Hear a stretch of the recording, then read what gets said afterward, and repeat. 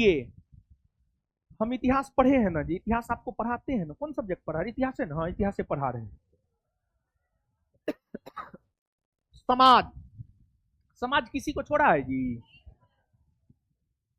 समाज, समाज का मतलब क्या होता है? समाज कोई प्राणी थोड़े है यार।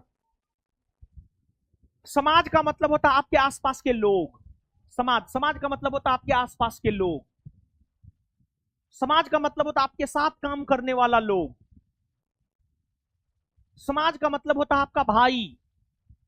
समाज का मतलब होता है आपकी माँ, आपके पिताजी, आपका चाचा, आपकी चाची, आपका चचेरा भाई, आपकी चचेरी बहन, आपके दादा। समाज का मतलब यही होता है आपका नाना, आपका नानी, आपका मामा, आपका मामी, आपका पुआ, आपकी पुपी। समाज का मतलब यही होता है। आपकी मौसी, आपका मौसा। यही सुनना चाह रहे थे आप? तो अब सुनो, है सुनो सुनो सुनो, सही मार्गदर्शन कर रहे हैं, सुनो। जीवन में ये सब काम आएगा बाबू, कहीं पर डिसीजन अच्छा ले पाएगा। सुनो जो समझा रहे हैं, सुनो।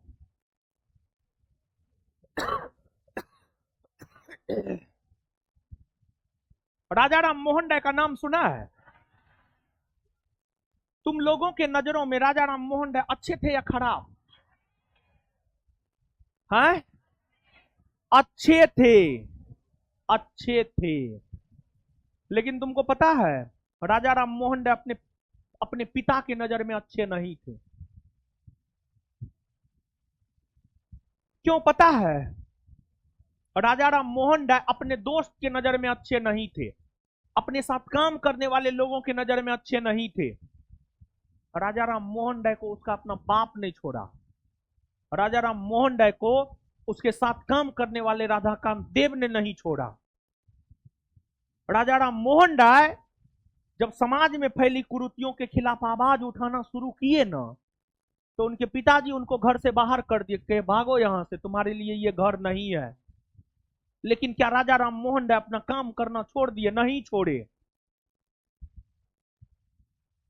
राजा राम मोहन राय समाज में फैली कुरीतियों के खिलाफ आवाज उठाते रहे, और समाज में फैली कुरीतियों को राजा राम मोहन राय ने दूर किया, जिसका पूरे देश को फायदा हुआ, पूरे भारतवर्ष के लोगों को फायदा हुआ। सती प्रथा का अंत किया राजा राम मोहन राय ने, जिसका पूरे महिला समाज को फायदा हुआ। तो राजा राम मोहन राय अच्छे हैं। उनके साथ काम करता था राधाकांत देव, उनका परम सहयोगी था राधाकांत देव। लेकिन तुमको जानकर आश्चर्य होगा कि राजा राम मोहन राय जब सती प्रथा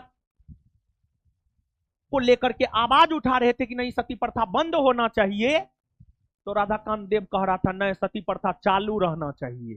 जो राधाकांत देव राजा राम मोहन राय के साथ बैठता उठता था, साथ में काम करता था, वो राधाकांत देव राजा राम मोहन राय का विरोध कर रहा था। तुम्हारे नजरों में चंद्रशेखर आजाद अच्छे हैं या खराब? अच्छे हैं। तुमको पता है चंद्रशेखर आजाद किसके कारण मारा गया?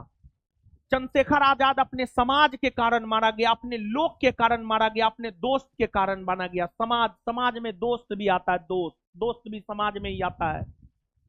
समाज कोई प्राणी नहीं है। समाज मतलब तुम्हारे आसपास रहने वाले प्राणी, तुमको जानने वाले प्राणी, मतलब तुम्हारा अपना, जिसको तुम अपना कहता है, वही सबसे तुम्हारा, वही सबसे बड़ा दुश्मन तुम्हारा है, जिसको तुम अपना कहता है।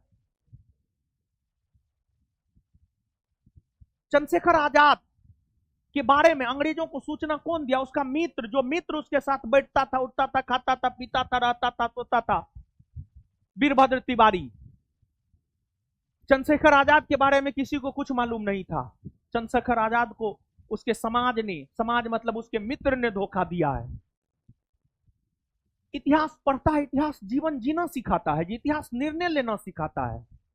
हम कैसे, हम क्यों इतना स्वार्थी बन गए हैं? मतलब हम सच में बहुत बड़े स्वार्थी हैं। हम कैसे, क्यों कहते हैं अपनों से बचिए? क्योंकि हमने इतिहास में पढ़ा, इतिहास में अनेकों एग्जाम्पल हम देने के लिए, और भी बहुत सारे, नाना साहब तात्या टोपे का एग्जाम्पल, अनेकों एग्जाम्पल है इतिहास में। तो अपनों से बचिए, और जानते हैं अपनों से बचिए, अपनों से, और किसी को अपना मत बनाइए। हम बता रहे हैं, हम मेरा कोई अपना नहीं, हम यही मान करके चलते हैं,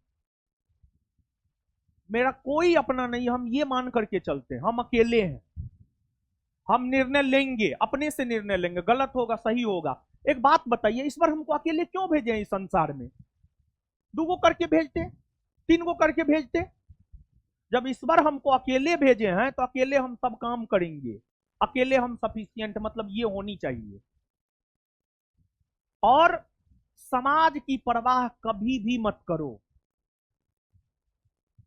समाज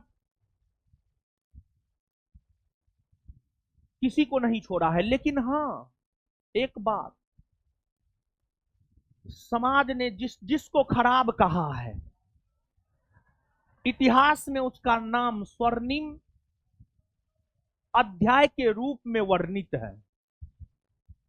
राजा राम मोहन राय, चंद्रशेखर आजाद, महात्मा गांधी इत्यादि इत्यादि। और हां, जब तुम्हारा कोई कुछ नहीं बिगाड़ सकेगा ना, एक बात और तुम लोग जानो, जब तुम्हारा कोई कुछ नहीं बिगाड़ सकेगा, जैसे मेरा कोई कुछ नहीं बिगाड़ पाया है, नहीं बिगाड़ पाएगा, क्योंकि हम सत्य पे चलते हैं, सही मार्गदर्शन करते हैं, तो तुम्हारे कैरेक्टर पर सवाल खड़ा करना शुरू करेगा। लेकिन तुम अपना चरित्र ऐसे बनाओ, महात्मा बुद्ध जैसे अपना चरित्र बनाओ यार। महात्मा बुद्ध एक पूरी रात वैशाली की बेसिया आम्रपाली के साथ रहे, लेकिन फिर भी महात्मा बुद्ध को लोग चरित्रवान माना। लेकिन सब लोग महात्मा बुद्ध को चरित्रवान नहीं माना, कुछ लोग महात्मा बुद्ध के चरित्र के ऊपर सवाल खड़ा किया। लेकिन क्या आज महात्मा बुद्ध को हम इतिहास में नहीं पढ़ते हैं और अच्छे चारित्रिक रूप में पढ़ते हैं? वर्तमान की समाज की फिक्र नहीं करनी चाहिए, सिर्फ अपने आप से ईमानदार बने रहो। अपने आप से पूछो, क्या तुम चरित्रवान है? अगर अपने आप से तुम सवाल पूछता है कि क्या तुम चरित्रवान हो, और अंतरात्मा से अगर जवाब आता है कि हाँ तुम चरित्रवान हो, तो ठीक है। दुनिया भले तुमको कहे कि फलना है, चिल्ला है, ढेकना है, फेंकना है, दुनिया के चक्कर में मत जाओ, सिर्फ अपने चक्कर में रहो यार। कोई किसी का नहीं है यहां पर, सिर्फ अपना चक्कर में रहो, सिर्फ अपना, सिर्फ अपना। हमको लेकर के, मतलब हमको लेकर के गलत गलत बात न है, बहुत गलत गलत बात है, लेकिन हमको पता है हम क्या है, हमारा क्या चरित्र है, बस काम खत्म है। हम अपने नजरों में देखिए, कभी भी अपने नजरों में मत गिरिएगा। अपने नजरों में, जिस रोज आप अपने नजरों में गिर जाइएगा ना, उस रोज आपको दुनिया का कोई ताकत नहीं उठा सकता है। आप दूसरे के नजरों में गिरिएगा ना, कोई दिक्कत नहीं है, कोई दिक्कत नहीं है। सिर्फ अपने नजरों में नहीं गिरना है, दुनिया की नजरों में गिरिएगा आप उठ जाइएगा, लेकिन जिस रोज आप अपने नजरों में गिर जाइएगा ना, कभी नहीं उठ पाइएगा। तो इसी वजह से अपने नजरों में मत गिरिएगा, ये हम सलाह दे रहे हैं। तो चालाक बनिए, चतुर बनिए, स्वार्थी बनिए, अपने नजरों में मत गिरिए, और सिर्फ अपने बारे में सोचिए, सिर्फ अपने बारे में सोचिए। दुनिया का क्या परसेप्शन है आपको लेकर के, खाक फर्क नहीं पड़ता है। हम पर फर्क हमारी अपनी सोच का पड़ता है, हम पर फर्क हमारी अपने कर्मों का पड़ता है, ना कि दुनिया के कर्मों का, ना कि दुनिया की सोच का। क्या समझे? कुछ समझे हैं? वो तो समझ आप लोग जेबे करते हैं, लागू कितना करते हैं? समझना बड़ी बात ना है, लागू करना बड़ी बात है। और एगो एग्जांपल, एक बात और थोड़ा स्पष्ट कर दे रहे हैं। देखो, अब क्लास छोड़ करके हॉस्पिटल नहीं जाना है, लेकिन अगर क्लास नहीं हो तब जाइए ना, पढ़ाई डिस्टर्ब ना हो तब जाइए ना, कोई दिक्कत नहीं है।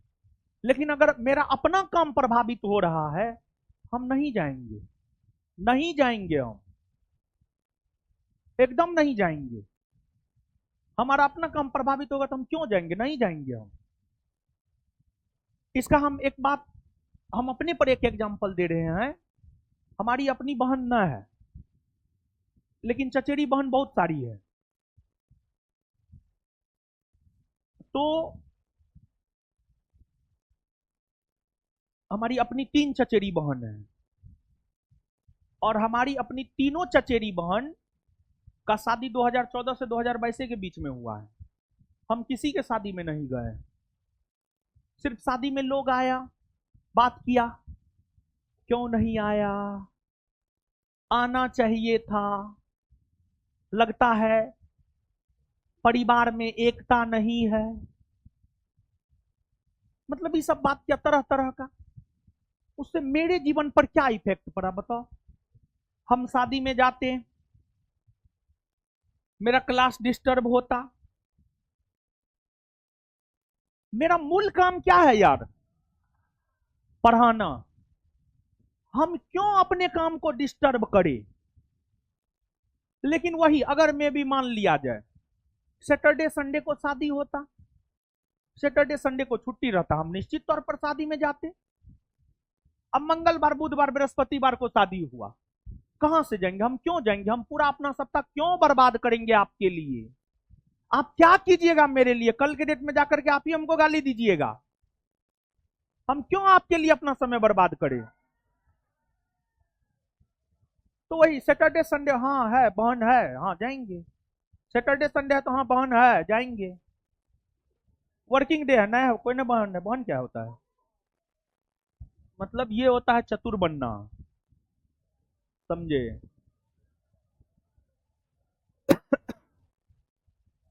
और एक बात और जान लीजिए कि जैसे सफल होने के लिए कुछ गुण चाहिए, वो गुण है तो आप सफल हो जाइएगा। वैसे ही मगध साम्राज्य के शक्तिशाली होने के पीछे कुछ गुण चाहिए। वो गुण अगर होगा तो शक्तिशाली हो जाएगा। मगध साम्राज्य में सब गुण था, मगध साम्राज्य शक्तिशाली हो गया, सीधी सी बात है। अब क्या गुण था आगे बताएंगे।